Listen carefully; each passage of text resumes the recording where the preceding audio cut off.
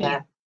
And do you feel that it gave the children a chance to talk about the experiences that they had, during COVID, during the lockdown, or even the experiences that they're having now as they're living through the restrictions?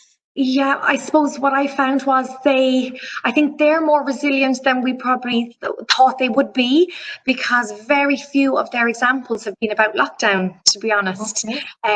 When it would be more recent things, maybe it's the class group I'm working with that they're still thinking more about the immediate things to them, and maybe more the recent past for them, like it's things that happened last weekend or maybe last week.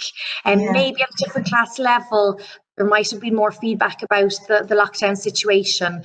I expected more of a discussion around it, to be honest, and it never came. It was more school at the minute. So definitely, I think the resilience around the lockdown is there for them. Yeah, they have it. Great. So it's helping them in the here and now, which is really important, and teaching them to use the skills in the here and now.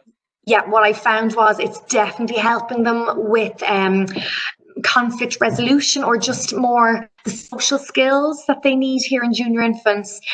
Playtime in the morning and Ashter in the afternoon, which is play-based learning of a topic at 5 different stations. What happens if somebody has the toy I want to play with and I want to be on that station today? I prefer doing role play than this. I found it's helped them in our day-to-day lives in school, and even on the yard as well.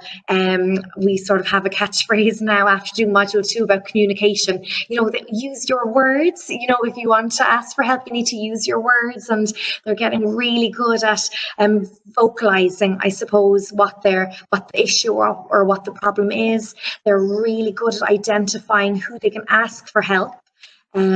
One of the sessions that we found really helpful was, if somebody can't help you immediately, or having to wait, or is this a good time, has been important as well, because they're coming from, like I've said, that situation where they're at home with parents and caregivers, and they're coming now into a class of 20 plus, maybe even up to 30, and you have to wait your turn. You have to have your patience. Somebody will come to help you, but you might have to wait your turn and decide, is this a good time?